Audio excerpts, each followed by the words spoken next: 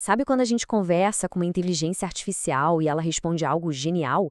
A gente fica pensando, como ela faz isso? Bom, não é mágica. É um processo fascinante de escolhas, quase como um jogo de probabilidades. E hoje a gente vai desvendar exatamente como isso funciona, palavra por palavra. Essa é a grande questão, né? Quando vem uma resposta super bem escrita, criativa, é muito fácil a gente imaginar que tem alguém ali, uma consciência pensando. Só que a realidade é bem mais pé no chão, mais algorítmica e, sinceramente, talvez até mais impressionante por causa disso. O ponto central para entender tudo é este. A IA não puxa uma resposta pronta de uma gaveta. Ela não sabe o que vai dizer do começo ao fim. Na verdade, ela vai montando a frase em tempo real, prevendo qual a melhor palavra para vir a seguir, depois a próxima e a próxima. É um processo de construção, não de memória. E o nome técnico para esse momento da verdade é inferência. Pensa assim, o modelo passou meses treinando, aprendendo com uma quantidade absurda de textos.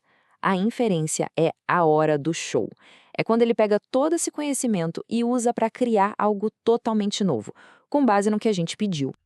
Ok, vamos mergulhar um pouco mais fundo. O processo todo pode ser resumido nesses 4 passos. Primeiro, ele recebe o comando. Depois, calcula as chances de cada palavra do seu vocabulário imenso ser a próxima. Aí, e essa é a parte crucial, ele escolhe uma. E por fim, adiciona essa palavra ao texto e recomeça o ciclo para a palavra seguinte. O foco da nossa análise hoje é exatamente o passo 3, como essa escolha é feita. É aí que a personalidade da IA é definida. E o que é realmente impressionante é que, a cada passo, o modelo não está pensando em 2 ou 3 opções. Ele gera uma lista gigantesca com milhares de palavras possíveis e cada uma delas ganha uma nota, uma pontuação de probabilidade. É um verdadeiro cardápio de possibilidades. E este gráfico aqui ajuda a gente a visualizar isso. Às vezes, uma palavra é a escolha óbvia, com uma probabilidade bem mais alta que as outras. Mas em outros momentos, várias palavras têm chances bem parecidas. E é nessas horas que a estratégia de escolha que o modelo usa se torna a peça mais importante do quebra-cabeça. E essas estratégias, ou algoritmos de decodificação, se dividem em duas grandes famílias. De um lado, as determinísticas. São as previsíveis, as seguras. Se a gente fizer a mesma pergunta 1000 vezes, a resposta vai ser sempre a mesma. Do outro lado, as estocásticas. Elas botam um pouco de aleatoriedade na mistura para gerar textos mais criativos, mais variados.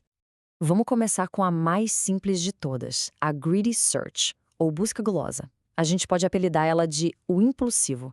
Ela não fica planejando muito o futuro, não. A cada passo, ela olha a lista de probabilidades, pega a palavra com a maior pontuação e pronto, segue em frente. A vantagem é super rápida e consistente. O problema é o que o pessoal chama de miopia linguística. Por focar só no próximo passo, ela às vezes entra nos becos sem saída que não levam para a melhor frase no geral. O resultado? Textos que muitas vezes são repetitivos e sem muita imaginação. Essa frase aqui resume tudo. É a escolha eficiente, é a escolha segura. Mas se o que a gente busca é um pingo de criatividade, ela não vai entregar. Então, como é que se resolve essa miopia do impulsivo? Bom, aí entra a próxima estratégia, a Beam Search. Ela é a evolução, o nosso planejador cuidadoso. Em vez de apostar todas as fichas em uma única palavra a cada passo, ela mantém várias frases em construção ao mesmo tempo. É como se ela explorasse vários futuros possíveis e só no final ela escolhe o caminho completo que pareceu mais promissor.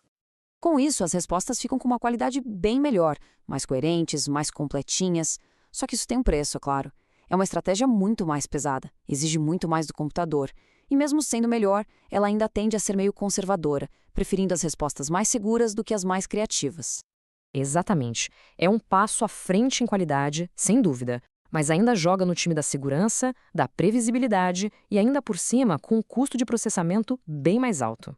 E agora, a coisa começa a ficar interessante. A gente entra no território da criatividade com as estratégias estocásticas. A primeira é a Top Case Sampling, que a gente pode chamar de o brainstormer. A ideia aqui é a seguinte. Em vez de pegar só a melhor opção, o modelo cria uma listinha com, digamos, as 10 palavras mais prováveis. E aí, dentro dessa lista, ele sorteia uma.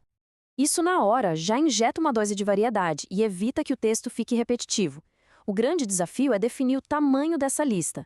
Se for pequena demais, o texto fica previsível de novo. Se for grande demais, ele pode acabar sorteando umas palavras meio sem noção que quebram a lógica da frase. É uma arte encontrar o equilíbrio. É isso. Pensa nela como uma ponte entre a lógica pura e a aleatoriedade total. É ótima para aquelas tarefas que pedem um toque de criatividade, mas sem pirar demais. E isso nos leva à estratégia mais moderna, a mais sofisticada de todas, Top P, ou Nucleus Sampling. Vamos chamar ela de o artista adaptativo. Aqui a lógica muda. Em vez de um número fixo de palavras, ela trabalha com um orçamento de probabilidade. Ela vai pegando as palavras mais prováveis até que a soma das probabilidades delas atinja um certo valor, tipo 90%. E trabalhando em dupla com o top, tem um parâmetro fundamental que é a temperatura. É como se fosse um botão de volume da criatividade. Com a temperatura baixa, o modelo fica mais conservador, mais focado. Se a gente aumenta a temperatura, ele se sente mais à vontade para arriscar, para fazer escolhas mais ousadas e inesperadas. A grande sacada do topping é que ele é flexível. Quando o modelo tem muita certeza da próxima palavra, a lista de opções fica pequenininha. Mas quando ele está mais em dúvida, a lista aumenta, o que permite mais criatividade. É isso que faz o texto soar tão natural. E é por isso que essa estratégia virou padrão nos melhores modelos que a gente tem hoje. Essa citação resume perfeitamente. O top sampling é o que temos de mais avançado hoje para encontrar aquele ponto ideal, aquele equilíbrio perfeito entre manter uma conversa coerente e, ao mesmo tempo, ter aquela faísca de criatividade que faz as respostas parecerem tão humanas. Certo? Então vamos colocar tudo na mesma mesa para comparar. Esse quadro mostra o resumo da ópera. A gente vê a Greedy Search, a mais rápida, mas a menos criativa. A Bing Search melhora a coerência, mas é pesada. E aí, do lado da criatividade, a Top K e a Top P, sendo que a Top P leva melhor por ser mais adaptável e gera textos mais fluidos. No fim das contas, o pulo do gato é que sistemas de IA de hoje não são puristas. Eles não usam só uma estratégia e pronto. Eles são como músicos de jazz. Eles combinam o topping, ajustam a temperatura, usam outros truques, tudo para criar a resposta perfeita para cada situação. É uma dança entre ciência e arte, improvisando dentro de uma estrutura bem lógica. E, para fechar, fica essa reflexão. Cada texto que uma IA gera não é a resposta certa. É só um dos infinitos caminhos possíveis que ela poderia ter seguido naquele labirinto de probabilidades. É um processo que, lá no fundo, é pura matemática, mas que tenta imitar algo que a gente sempre achou que era exclusivamente nosso: a imaginação. O que isso diz sobre a criatividade, afinal? Fica aí a pergunta para a gente pensar.